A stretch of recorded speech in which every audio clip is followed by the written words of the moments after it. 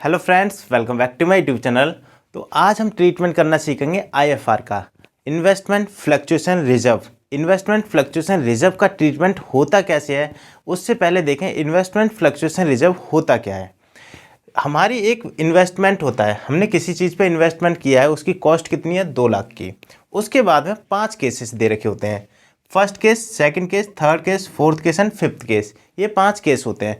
5 case में से when there is no information given, when the market value of the investment is ₹2 lakh, when the market value of the investment is ₹2,18,000, when the market 1,91,000, when the market value of the investment is 2,18,000 and the market value of the investment is 1,73,000।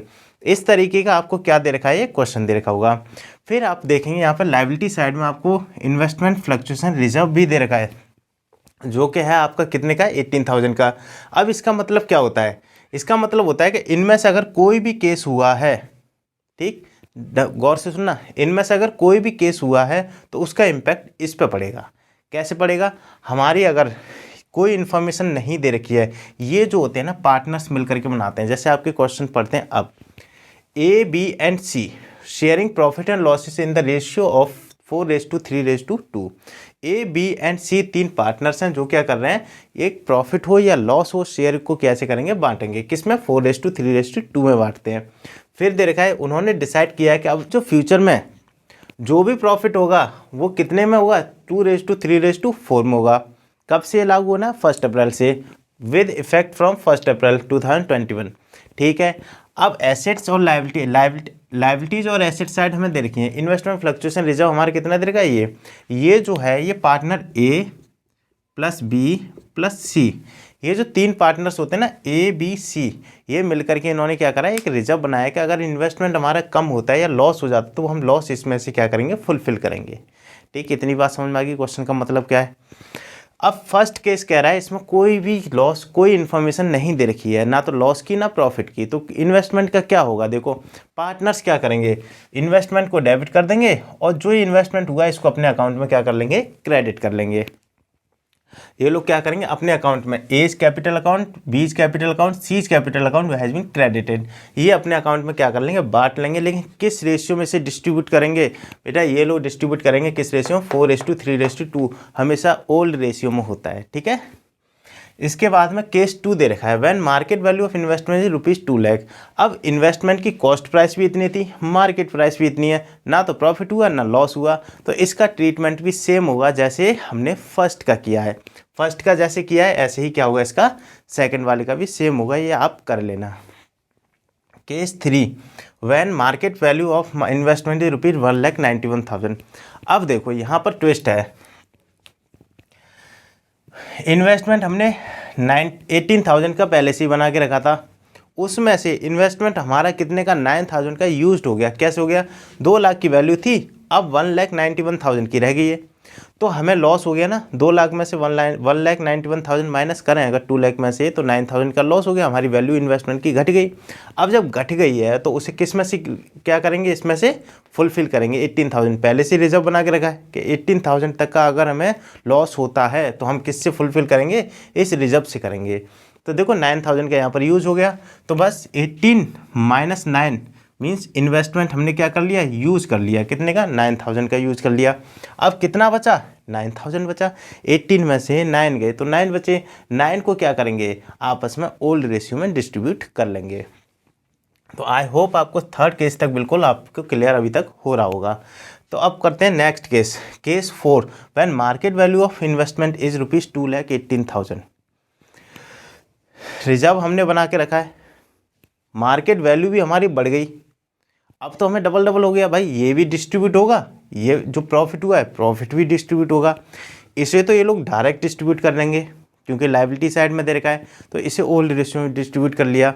लेकिन यहाँ पर एक twist होता है, अगर हमारा investment ऐसे बढ़ जाए, एसेट्स बढ़ जाएँ, तो पहले वो रीवैल्यूएशन अकाउंट में जाते हैं। किस में जाते हैं, रीवैल्यूएशन अकाउंट में।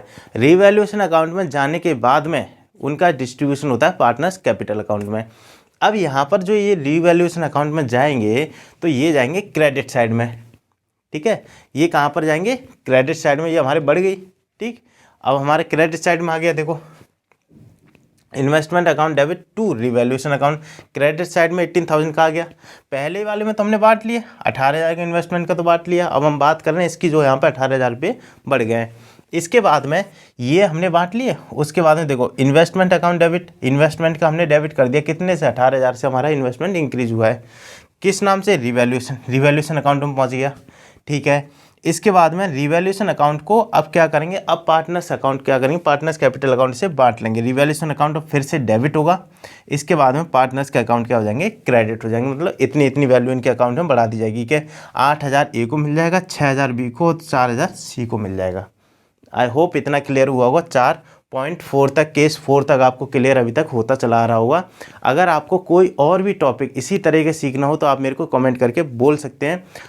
आप जो है, आपको जो भी डिफ़िकल्टी आ रही हो सीबीएसई बोर्ड में, तो आप मेरे को क्या कर सकते हैं, कमेंट कर दीजिए, मैं उस पर वीडियो ऐसे ही बना दूंगा।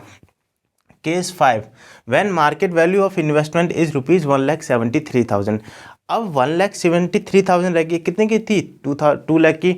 2 लाख की चीज़ 1,73,000 की होगी, इसका मतलब 27,000 का हमें क्या हो गया, लॉस हो गया। लेकिन IFR तो सिर्फ और सिर्फ कितना ले सकता था, 18,000। तो 27,000 माइनस 18,000 क्यों करेंगे, क्योंकि लॉस के लिए हमने रिजर्व बना के रखा था ना 18,000 अब हमारा फुलफिल हो गया। अब लॉस फिर भी बच रहा है। तो देखो इसका केस कैसे होगा, IFR investment fluctuation reserve account debit. आप यहाँ पर फुल फॉर्म पूरी लिख के आओगे, मैंने आपको समझाने के लिए लिख दिया था, मेरे पास जगह कम पड़ रही थी। ठीक है, इधर की साइड मैंने कहीं नहीं लिखा है, इधर की साइड ही लिखा है सिर्फ। तो investment fluctuation reserve account debit 18,000। Revaluation account debit, यहाँ पर हमारा जो लॉस हो गया 9,000 से लॉस हो गया ना, तो लॉस कहाँ जाता है, रीवैल्यूएशन अकाउंट में जाएगा। किस साइड में जाएगा, डेबिट साइड में चला जाएगा, रीवैल्यूएशन के डेबिट में जाएगा। तो रीवैल्यूएशन के डेबिट में यहाँ 9,000 और चले गए, तो हमें टोटल इन्वेस्टमेंट पर लॉस कितना होगा, टोटल इन्वेस्टमेंट पर लॉस कितना हो गया अब, 27,000। इसके बाद में जो रीवैल्यूएशन अकाउंट हमने यहाँ पर ओपन किया है डेबिट साइड में, इसे क्या करेंगे, हम क्रेडिट करेंगे। यहाँ पर ये देखो आपने ये क्रेडिट कर दिया हमने। इसको फिर जो लॉस हुआ है इसको कौन फुलफिल करेंगे, पार्टनर्स करेंगे। कैसे करेंगे, 4,000, 3,000, 2,000 ये रेशियो में बांट दिया जाएगा। किसमें, ओल्ड रेशियो में। जो 9,000 का हमें लॉस और हुआ है इसे कौन करेंगे, पार्टनर्स फुलफिल करेंगे। 18,000 तो उन्होंने पहले ही फुलफिल कर दिए थे, अब 9,000 और करेंगे तो 27,000 का फुलफिलमेंट हो जाएगा। किसके, पार्टनर्स के डेबिट साइड से। ठीक है, तो ये आपका फिनिश होता है। इसमें आपको घबराने की ज़रूरत नहीं है, बहुत आसान टॉपिक है। बस एक बार पेन कॉपी लेके बैठिए, प्रैक्टिस करिए। प्रैक्टिस करने से ही आपको चीज़ आएंगी। Practice makes a man perfect. ये डायलॉग रटने वाला नहीं है, करने वाला है। ठीक है, तो आपको ये चीज़ प्रैक्टिस करनी है। केसेस अगर आप ऐसे ही देखते रहोगे कि ये केस वो केस, तो आपको नहीं आएगा। एक बार पेन कॉपी लेके बैठो तो सही, बहुत आसान है ये टॉपिक्स, और इसमें से सीबीएसई ज़रूर पूछता है। तो इसी तरीके से अगर आपको कोई और टॉपिक भी बनवाना हो मेरे से तो आप कमेंट कर सकते हैं। फिर और आप अपने 12th की तैयारी अच्छे से करना। मिलते हैं नेक्स्ट वीडियो में नेक्स्ट टॉपिक के साथ, तब तक के लिए जय हिंद, जय भारत।